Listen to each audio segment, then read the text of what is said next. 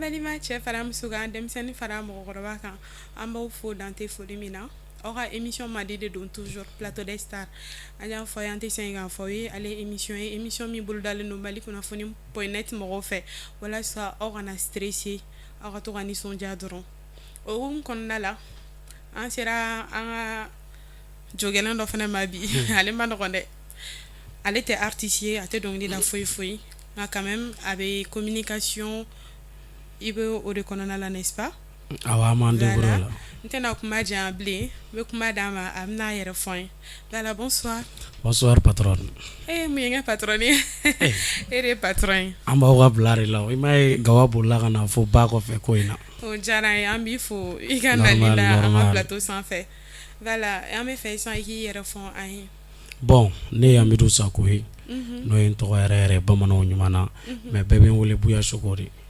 Buya Soko ouais Soko voilà i m'a ye ne yɛrɛ ye tɔgɔ falen na Ayisata Soko a banna awɔ o bɛ ɲɛ i la trop sisan e ka Buya Soko in nana cogo di de Soko yɛrɛ tɔgɔ yan Soko in bon o nana ka n to Abidjan de 2010 la n taara bɔ yen nɔ awɔ donc dɔ de ye n ye ko tu es Soko bon o y'a sɔrɔ gawa t'a kɔrɔ dɔn bon n kɔni b'a dɔn ko fɛn ɲuman de don parce que godin dɔ de y'a kuma fɔ donc n ye n bila cour la o talen n ye ɲininkali kɛ ne ko ni n ka cɛ Soko in kɔrɔ a ka sɔrɔ a fɔ bon Soko in ye Sokola de Sokola sanfɛla cɛ ka ɲi k'a ko ne cɛ ka ɲi ne fana a ye n wele Buya Soko désormais ko in sɔrɔla ten ne voilà donc faamuyali sɔrɔla Buya Soko ko kan ne yɛrɛ kɛra Ayisata Soko ye bi e fana ta bɔra min awɔ voilà Buya oui an bɛ nin ɲininka sisan nɔ e yɛrɛ ka baara yɛrɛ ye min i k'i da don la i y'o ɲɛfɔ ne ni filɛbagaw an bɛ se ka faamuyali sɔrɔ o ko la cogo min ok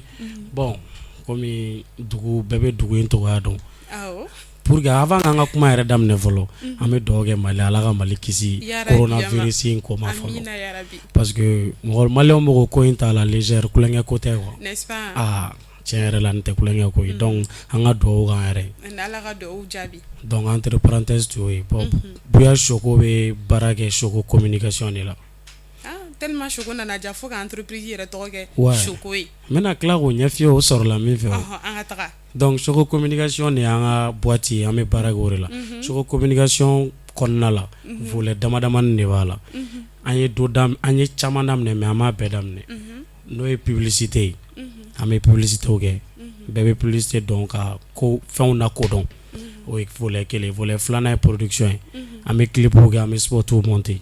bon volet sabanan o ye événement ye an yɛrɛ bɛ concert organiser en même temps an bɛ mɔgɔw ka mariage ni dîner o ko ninnu an b'olu organiser naaninan o ye hôtesse ya ye mais an ma hôtesse ya ye ni mouvement daminɛ fɔlɔ mais o bɛ na le sɔɔni bon impression b'a la o ye tapeliw ni fɛn dɔw ye an b'an munumunu o la o minɛnw t'an bolo mais an b'olu sous-traiter pour le moment fɛnɛ voilà ni ne ye Soko communication en gros ni ne ye Soko communication ka baara yɛrɛ ye voilà Soko communication exactly faamuyali sɔrɔla a ko la mais Soko an y'a mɛn fɛnɛ k'i influenceur ye sur les réseaux sociaux o ye publicité côté o bon an kɔni b'an débrouiller dɔɔni an bɛ se ka mɔgɔw ka ko dɔw yira jamaw la comme jama dɔɔni b'an nɔfɛ donc o kɔnɔna la mɔgɔw b'a fɔ a ye nin ye bon bɛɛ b'i ta fɔ an yɛrɛ kɔni bolo an bɛ k'an débrouiller de fɔlɔ exactement an bɛ k'an débrouiller voilà Soko sisan an bɛ fɛ k'a dɔn e yɛrɛ ka étude ko bɛ cogo min na sisan nɔ bon sisan gawa tɛ école la bilen o bɛ dɔɔni bɔ dɛ munna gawa tɛ école la sisan parce que gawa ye licence kɛ gawa ko k'a bɛ jɔ yen nɔ de master ko ninnu bon olu ye minnu kunkolo ka ɲi kojugu ka kow ye bon an y'an débrouiller ka licence dɔ kɛ depuis 2015 ne hakili la n tilal'o la architecte la donc do wagati de n y'a décidé ka n ka boîte dayɛlɛ n yɛrɛ donc Soko n'i y'a faamuya b'a la e ka kalan ma dan sira la non sabula e ye caman kɛ non an ye dɔɔni kɛ dɔɔni licence tɛ caman doctorat bɛ yen donc an b'a fɔ k'o ye caman ye ayi mais ko in na toujours bɛ camancɛ de la o d'accord Soko Buya oui kumaw bɛ yen dɛ ayi komi i yɛrɛ ko k'i pɛrɛnnen don e k'a fɔ dɔrɔn bani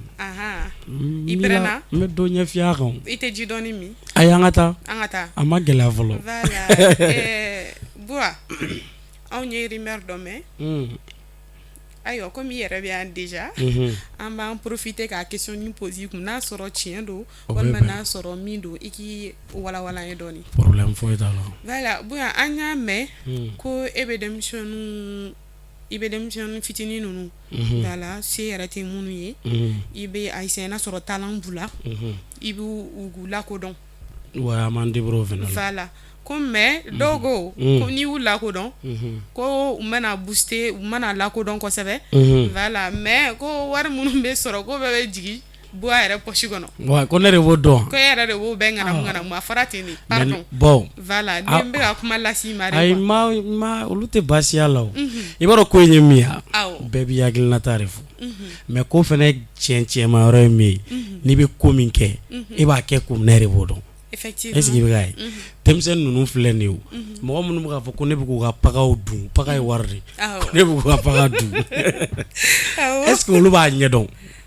sisan komi i bɛ yan déjà i yɛrɛ ko komi olu t'a ɲɛdɔn e k'a ɲɛ f'u ye sisan ayi bɔ i b'a dɔn ne ye mɔgɔ sugu min ye olu ma nɔgɔn ne bolo ne kɔni b'a dɔn ka ban ne cɛla denmisɛnnin ninnu cɛla ani denmisɛnnin ninnu somɔgɔ cɛla o bɛ cogo min na moi je pense que o y'a bɛɛ bannen a tɛ ban ne ye diɲɛ fɛn fɛn fɔ hali ni ne ye n yɛrɛ faga yan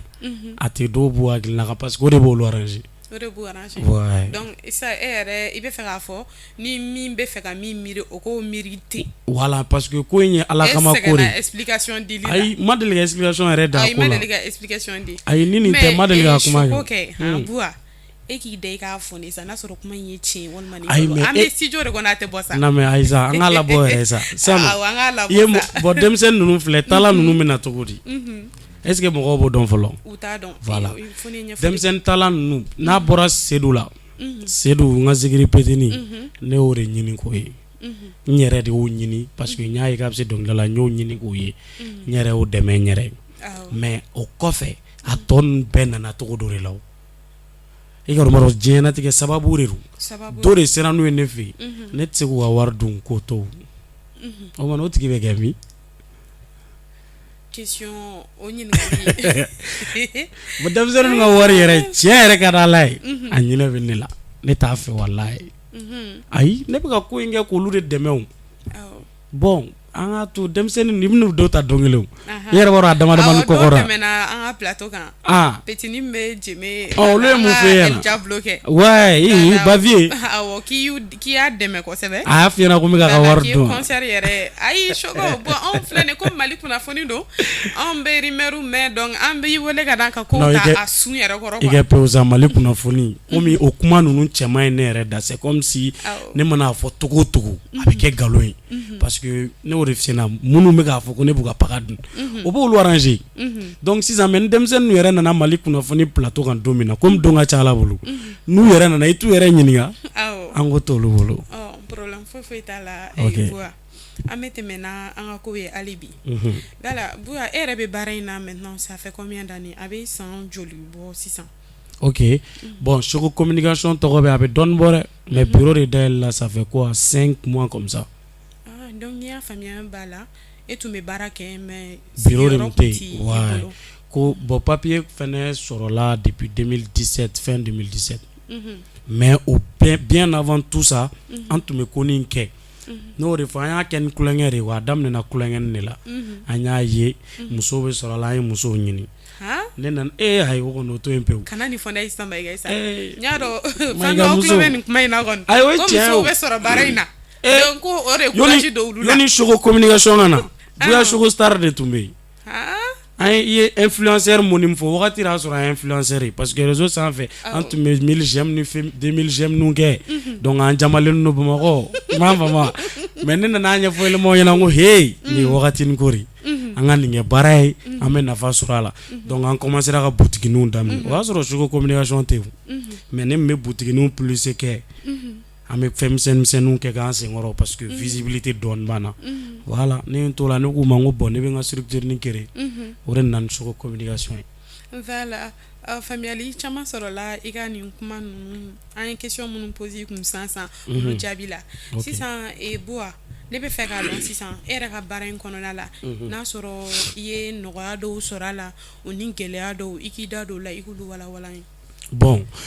baara in bɛɛ la a ka nɔgɔ a ma nɔgɔ yɔrɔ parce que ko n'i y'a ye bi yɛrɛ ko ne sera aw ka plateau in kan cɛ o kɔni an ye dɔ kɛ de koyi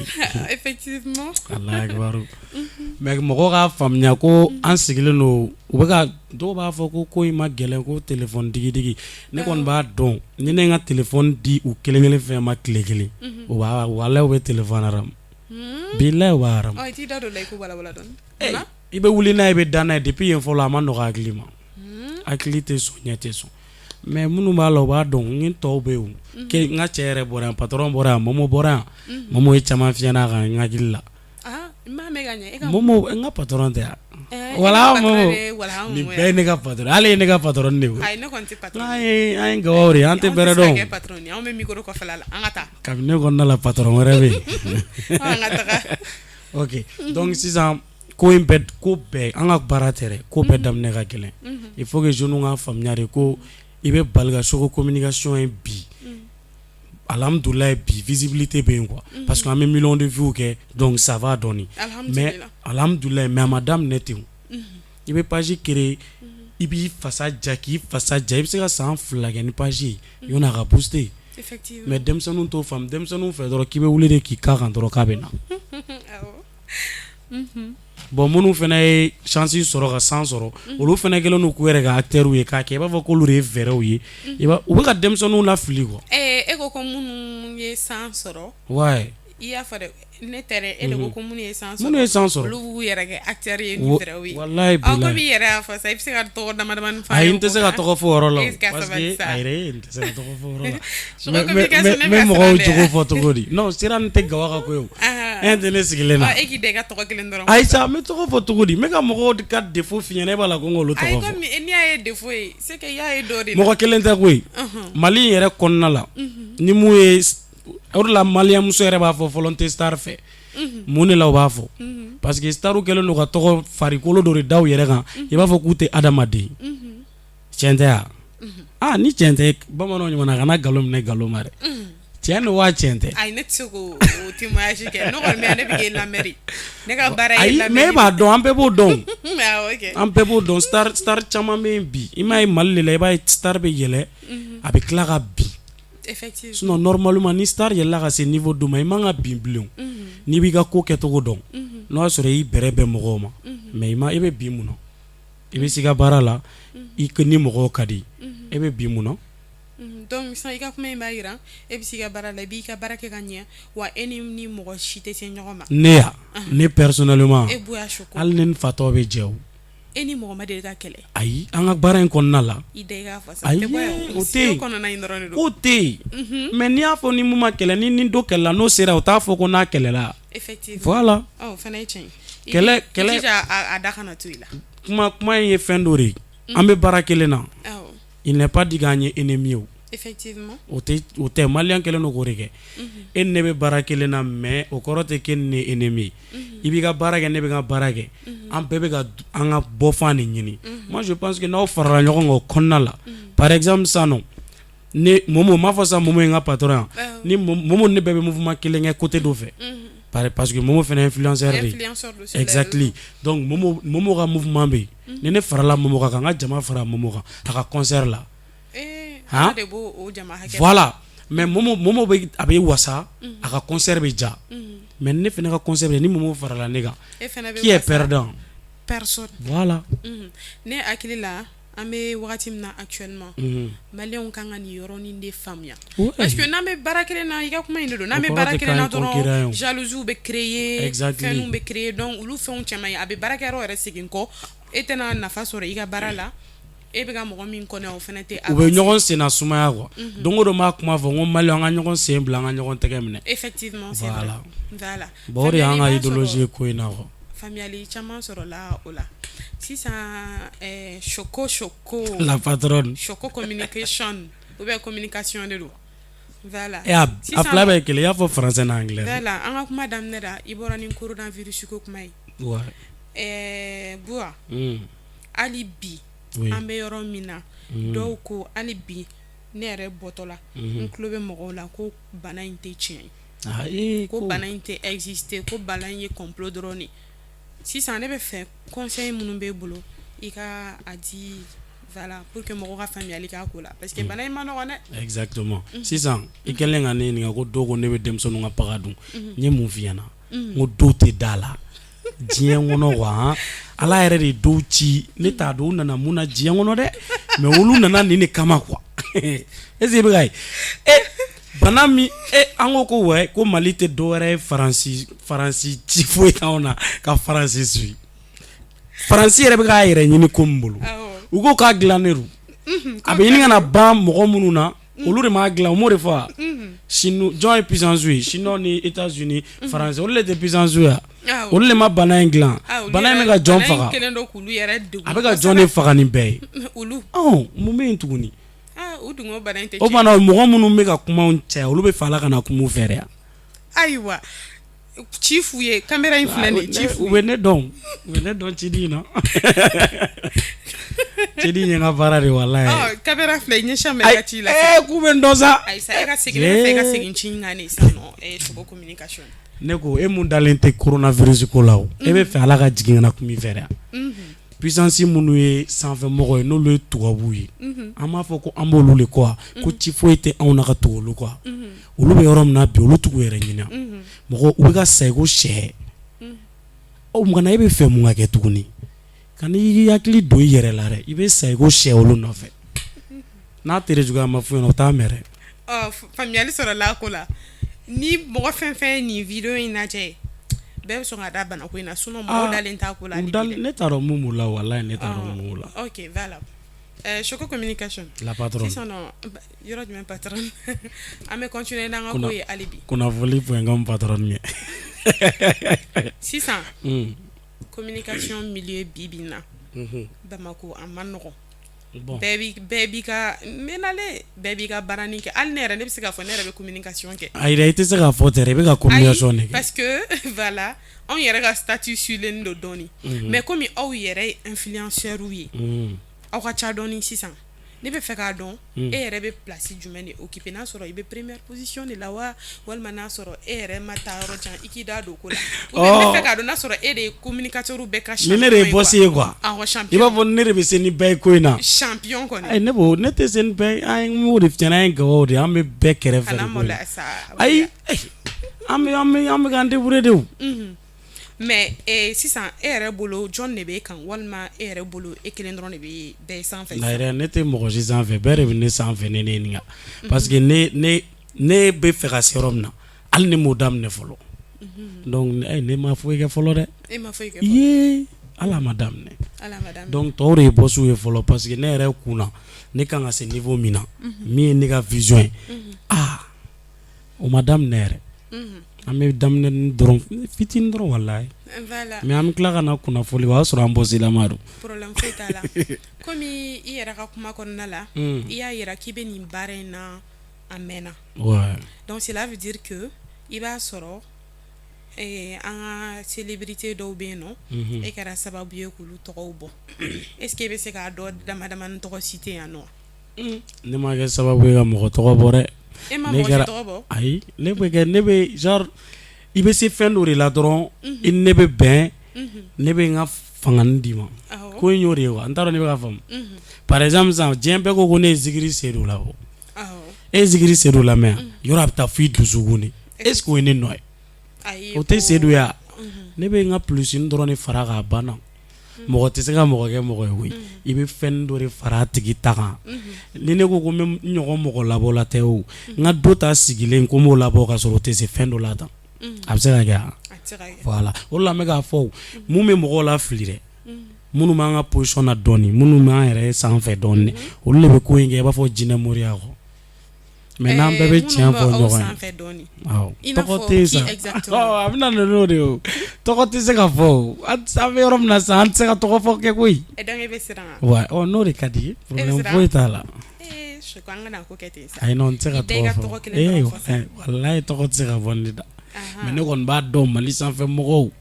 minnu bɛ baaraw la minnu bɛ ka mɔgɔw a kɛ i b'a fɔ ko jinɛ moriya don u ka tiɲɛ fɔ denmisɛnninw na baara dɔrɔn de don c'est vrai i ye baara de kɛ i sera sanfɛ i b'a fɔ alhamdulilayi tiɲɛ don mais ne y'a kɛ jinɛ moriya ye denmisɛnninw ɲɛkɔrɔ olu bɛ wuli cogo di ka force ta k'a kɛ i b'a yir'u la de A plus B frère ni ye nin nin bɛ kɛ tan nin ni ye nin sira ta parce que ni ye mɔgɔw layɛ bi i ye sira o sira ta ni ye ɲɛfɛla la i bɛ dɔ ye mun y'o ta o labanna cogo min na i b'o ye voilà donc a ye denmisɛnninw encourager a ka n'u bloku o de ye ne n'u cɛ ye caman cɛ ye quoi ne filɛ ne bɛ tiɲɛ de f'i ɲɛna karisa n'i ma baara kɛ i bɛ to jɔnya la ne mana wari sɔrɔ ne bɛ 2000 d'i ma o tɛ ne tɔɔrɔ mais ne bolo ni fana bɛ 2000 sɔrɔ yɔrɔ de ka di voilà. Voilà, i ka kuma yɔrɔ dɔw la i y'a jira k'a fɔ e bɛ concert organiser oui oui bɛɛ b'a dɔn concert ko wari ko bɛ cogo min na sisan nɔ o wari ninnu bɛ bɔ Choco communication yɛrɛ de poche kɔnɔna la wa walima financement de bɛ ɲini wa sa n bɛ fɛ k'i da don o la i ko fana wala bon concert a bɛ dépend concert a kɔni daminɛ la i bɛ dɔ b'i yɛrɛ de kun comme a dɔw bɛ kɛ dɔ bɛ n'i sigilen sɔrɔ sisan karisa an ka nin kɛ ɲɔgɔn fɛ par exemple sisan paga bɛ dɔw kunna wari b'ale kunna mais visibilité t'ale la o yɔrɔ a bɛɛ tɛ di mɔgɔ ma voilà projet mana se 10 millions 15 millions ma sisan a 15 millions fanga bɛ ale la o mais jama min kan ka labɔ ka taa ale tɛ se k'o kɛ donc ale bɛna associer ne la a bɛ baara kɛ bɛɛ ni nin yɔrɔ o bɛ yen dɔw fana bɛ kɛ i yɛrɛ bɛ wuli i b'i ka projet initier i b'a kɛ papier kan i bɛ taa partenaire fɛ comme alhamdulilayi bi an yɛrɛ tɛ structuré k'an dogolen don a ka ca Ala fɛ n'an donna min kan vu que société nin fana bɛɛ mago bɛ visibilité de la n'o b'i bolo dɔɔnin a ka ca Ala fɛ i bɛ financement sɔrɔ u bolo quoi mais n bɛna mun fɔ denmisɛnninw ɲɛna duguba minnu bɛ ka wuli k'u yɛrɛ kɛ événementiel kɛlaw ye u k'a ɲɛɲini koyi ko in tɛ kulonkɛ ye dɛ i n'a fɔ denmisɛnnin jɔ a baden cɛ ka fili t'a ban yɛrɛ an b'o tɔgɔ fɔ daminɛ an tɛ si o la problème foyi t'a la donc u k'a jateminɛ voilà ko in bɛ yɔrɔ de la voilà Buya sisan n bɛ fɛ ka question min poser i kunna o ye de sisan nɔ question yɛrɛ tɛ yɛrɛ bilen an ka question yɛrɛ bila Mali rap kɔnɔna la n t'a dɔn ni rappeur dɔw bɛ baara kɛ si na rappeur caman ka di voilà rap kɔnɔna la kɛlɛmisɛnninw bɛ ka kɛ mankanmisɛnninw bɛ ka fɔ kumaw bɛ ka fɔ voilà ne bɛ fɛ sisan nɔ e yɛrɛ ka conseil général dɔ di cogo min na basigi bɛ se ka na rap kɔnɔna la cogo min na quoi parce que don o don i bɛ rappeur dɔ de ye dɔ bɛ bɔ ka nin ye fɛn nin bɛ nin kɛ tan ne bolo n tɛ ka mɔgɔ juger nafa bɛrɛ tɛ a la ten donc sisan komi e yɛrɛ bɛ événementiel la déjà i ka conseil dɔ di mɔgɔw ma cogo min na u bɛ se ka faamuyali kɛ wa n ye kuma min f'i ɲɛna o kelen de bɛ na tuguni aw bɛ baara kelen kɛ mais aw tɛ concurrent ye mais bi alhamdulilayi a ka fisa bi fɔlɔ o de tun ye kabako ye mais a bɛ ka changer o bi an bɛ yɔrɔ min na kɔni an bɛ se k'a fɔ ko ça va parce que hali game kɔnɔna la fɔlɔ an bɛ kɛ kɔrɔkɛw kɛrɛfɛ an tun b'a ye kɔrɔkɛw yɛrɛ ka siraw tɛ ɲɔgɔn na fɔlɔ kuma tɛ k'u ka sira don denmisɛnninw na mais bi n'i y'a jateminɛ i b'a sɔrɔ rappeur kɔrɔbalen minnu bɛ yen kɔrɔbalen minnu bɛ yen sisan olu tɛ dɔwɛrɛ ye olu ye 3G mɔgɔw ye bon u b'a fɔ ko 3G mɔgɔw olu ka kɔrɔ ni fitininw ye mais olu ni fitininw ka di bi i b'a jateminɛ rappeur bɛ taa ɲɔgɔn ka concert la rappeur bɛ ɲɔgɔn ka publicité kɛ récemment yɛrɛ concert dɔ tun bɛ ne bolo coronavirus ko in y'a annulé mais rappeur baden hali mɔgɔw hakili tɛ mun na u bɛɛ ye video kɛ ka ca ma u ka soutien na donc ça va dɔɔnin u bɛ k'a faamu mɔgɔ kelen ka sɔrɔ tɛ sɔrɔ ye e fɛ k'u t'a dɔn rappeur ninnu cɛkɔrɔbaw de don dɛ mɔgɔw fɛ ko denmisɛnninw de don u bɛɛ bɛ san 30 ni kɔ de la u b'a dɔn donc u bɛ ka ɲɔgɔn minɛ sisan o de b'u bɛɛ arranger an tɛna an sigi an kan bɛ kuma jan f'u ɲɛna koyi rappeur aw bɛɛ bɛ diɲɛ dɔ réalité dɔn a ye ɲɔgɔn minɛ n'a b'a dɔn o de b'a arranger n'a t'a arranger a ye ɲɔgɔn bila u bɛ tiɲɛ dɔn walayi sisan ça va ne bɛ se k'o dɔrɔn de fɔ bi alhamdulilayi rappeur bɛ ka ɲɔgɔn minɛ c'est vrai kelen ni fila ni dɔw bɛ kɛlɛkɛlaw la hali o yɛrɛ a bɛ ban sɔnniw parce que i b'a sɔrɔ dɔ ka kɛlɛ bɛ dɔ arranger quoi n ye mun f'i ɲɛna ko dɔ de bɛ dɔ arranger o de la ko tɛ ban quoi ne e bɛ kɛlɛ la n'o bɛ ne arranger munna ne bɛ ka kɛlɛ ban ayiwa an tɛ se k'o ban voilà donc mɔgɔw bɛ fasaja la kɛlɛ dɔw kan bancogo t'olu la quoi parce que o kɛlɛw bɛ dɔw arranger i n'a fɔ jɔn ka kɛlɛ i n'a fɔ groupe dama bɛ kɛlɛ la mɔgɔnin dɔw bɛ kɛlɛ la ne tɛ tɔgɔ fɔ kɛ mais ne bɛ kuma bɛɛ b'a yɛrɛ a kɔnɔna la hali n'u yɛrɛ y'a mɛn u b'a dɔn ne kan m'olu le ma ouais i n'a fɔ groupe Time Gladian ni de musique ya olu b'a la Time Gladian de musique olu b'a la Time Gladian ni de musique olu ka kɛlɛ bɛ yen olu b'a la o Bura an ye rumeur dɔw mɛn voilà ko i kun kelen don ka concert belebeleba dɔ boloda ko mais i yɛrɛ y'a fɔ ko coronavirus ye concert in perturbé ki i bolola nafolo tiɲɛna kojugu i n'a fɔ joli ɲɔgɔnna de a y'o de tiɲɛ e kun cɛ o tɛ plateau kuma ye mais ce qui est sûr a ye do tiɲɛ a ye caman tiɲɛ non a bɛ do bɔ a bɛ do million joli ne ala ko piège tɛ se ka da gawa ɲɛ e tɛ k'a faamu wa million fila a jate ka taa halisa 10 millions e k'a jate bani i ta kɛ jatelen dɔrɔn 100 millions a jate dɔrɔn ne bɛ mun f'i ɲɛna dɔrɔn tiɲɛni kɛra coronavirus nana État ka décision a to an ye 26 mars jɔ vu que k'ale 27 tun bɛ Choco communication bolo 26 mars la o y'a sɔrɔ an ye baaraw kɛ bɛɛ b'a dɔn a jɔra à quelques jours de l'événement don dama dama a jɔra o événement ye samedi ye est-ce que en fin ma bɔ mercredi de wa ou bien mardi jeudi a jɔra donc ɲɛ b'a la o y'a sɔrɔ ko bɛɛ kɛra ka ban donc e kun ye wari caman don o ye diyagoya de concert tɛ kɛ ni wari tɛ ne ko n'a fɔ joli ɲɔgɔn a bɛ dɔɔnin bɔ a bɛ se ka kɛ dɔ bɛ k'an lamɛn ouais n'o tigi bɛ k'an lamɛn n'o bɛ fɛ ka ne dɛmɛ dɛ o bɛ fɛ ka wari in segin a nɔ la ouais mais o tigi bɛ hɛrɛw bɔyɔrɔ ka ca o bɛ ne wele de o bɛ ne wele de karisa n y'a mɛn ko tiɲɛni dɔn ne kun n bɛ fɛ k'i dɛmɛ o de ye dɛmɛ ye voilà komi ko u b'i wele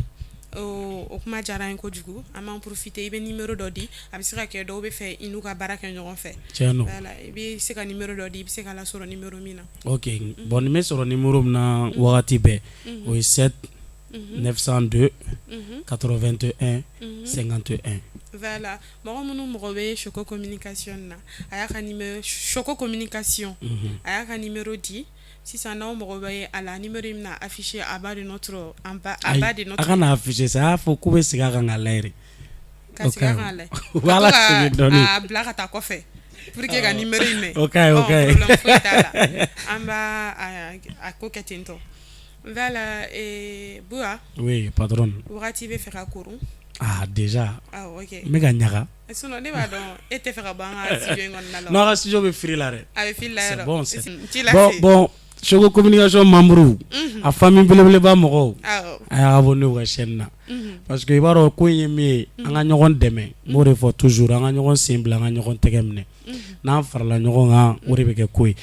ne filɛ nin ye bi visibilité dɔɔni bɛ ne la ne y'a daminɛ olu ɲɛ a mɛnna kojugu u fana nana a ma mɛn mais u bɛ k'u imposer n bɛna mun fana fɔ aw ɲɛna ni nin plateau tɛ ne kelen ma deli ka sigi plateau kan ko ne bɛ kuma fɔ ne ma deli ka n déplacer ka na plateau kan ala sa parce que nous sommes forts ouais ok i b'a sɔrɔ a ka wurudi de sera n'a kɛ ayi mori t'anw bolo mais anw kɔni an b'a dɔn puissance ma yɔrɔ donc voilà a ka abonné chaîne na an ka kow ja ɲɔgɔn bolo an ka ɲɔgɔn dɛmɛ donc aw yɛrɛ a ye courage ta ko in aw bɛ a gɛlɛman kɛra ka ban caméra minnu bɛ yan ne b'a la ka ban c'est très bon studio ka ɲi tout est bon donc a ye courage ta dɔrɔn n'Ala sɔnna a bɛ ɲɛnabɔ n bɛna n da maga yɔrɔ la k'a f'i ɲɛna Mali sponsor ko o de la n bɛ k'a fɔ denmisɛnninw na n ko n'u bɛ don événementiel la u k'a ɲɛɲini parce que Mali sponsor ko ye problème dan de ouais non blog t'a la dɛ Mali sponsor tɛ sɔrɔ yɛrɛ bon ne yɛrɛ filɛ yɔrɔ i ye ne ɲininka ne ka wari bɔ yɔrɔ la ne bɛ n ka événement kɛ sponsor tɛ k'a la de quoi e bɛ wari ninnu bɔ yɔrɔ jumɛn ne bɛ n cɛsiri de ka n ka paga ɲini ne bɛ fɛ i b'i cɛsiri cogo min na i b'o fɔ an fana k'an cɛsiri ten sisan ne y'o de fɔ ne bɛ yɔrɔ min na sisan visibilité min la bɛɛ b'a dɔn ne bɛ se ko dɔ la ka wa donc n'i bɛ se ko dɔ la et puis mɔgɔ ma deli ka i ye manamana ko la wari ye fɛn fila de cɛsiri ani danaya ni i cɛsiri mɔgɔw b'a ye k'i cɛsirilen don i ko bɛ diya mɔgɔw ye o kɔnɔna la i b'a sɔrɔ mɔgɔw ɲɛ b'i la e bolo minnu ɲɛ t'e la o bɛɛ ɲɛ b'i la n'i ma kolankolon kɛ mɔgɔ m'i tɔgɔ jugu mɛn a kɔnɔna fɛn la dɔ bɛ n'i sigilen so don kelen k'a fɔ ko n ka cɛ bɛ nin ko in na a bɛ dɔɔnin bɔ dɛ ɲɛ b'a la ko i bɛ k'i munumunu 1 million ye est ce que i tɛ a kɛ 5 millions ye o don ala sɔn n'i ka kow ma o don o de la n b'a fɔ mɔgɔw ɲɛna wari cɛsiri ani danaya de bon an y'an cɛsiri alhamdulilayi danaya dɔɔnin b'an kan sisan nɔ n'an ko hali ni ne nan'i ma sisan ko patron 2 millions jan projet dɔ bɛ yen i b'i ka 2 millions don ne la o a bɛ kɛ ten donc voilà o de don mais Mali autorité k'a lajɛ a ka fara anw kan quoi parce que an ye denmisɛnninw de n'u y'an détruire depuis sisan sini Mali tɛ kɛ yen dɛ. Effectivement. Est ce que u bɛ k'a faamu u ka jigin u k'a layɛ dugumala la denmisɛnninw bɛ cɛsiri la u ka fara anw kan u kana ko wɛrɛ k'an ye u k'a yira anw na dɔrɔn k'u ɲɛ b'an na an bɛ ka baara min kɛ u bɛ k'a ye quoi o dɔrɔn b'an bɔ et puis Mali sponsor ninnu bon ne tɛ jigin sponsorw la kɔrɔkɛba minnu bɛ sanfɛ olu de y'a tiɲɛ. E bɛ sigi ka événement kɛ cogo di 5 millions sponsor bɛ taa 40,000 d'e ma i b'o minɛ o ye mun kunna sugu ye. Mali événement la i b'a ye dugumala bɛɛ ye sponsor den 40 bɛ duguma i b'a sɔrɔ a bɛɛ bɛ 10,000 ta 20,000 di o ye mun ye kɔrɔkɛw de y'a tiɲɛ anw ɲɛ bon an bɛ ka lutte kɛ k'a essayer ka changer mais bon an b'a ko kan dɔɔni dɔɔni quoi an ka dugawu kɛ ɲɔgɔn ye. Voilà an balimaw wagati korona Choco Communication merci beaucoup. Non normal normal patron. Yani an ka bila ne yɛrɛ aw yɛrɛ ɲɛ bɛ ne yɛrɛ sigilen na ne ka maquillage mondial a bɛ fɔ ne ma de ko maquillage mondial sɔrɔ yɔrɔ kelen dɔrɔn de don golf kɔnɔna la chez Lobe Beauté ni mɔgɔ minnu mago b'a la a ka numéro bɛ yan nɔ 82 45 27 15 voilà an balimaw ni kun bɛ dankari kɛ ani an balimakɛ Buyaka ni jamukan in na an b'a fo dante foli min na an b'aw yɛrɛ fo o la an b'a fɔ ye aw kan bɛ diɲɛ waati wɛrɛ.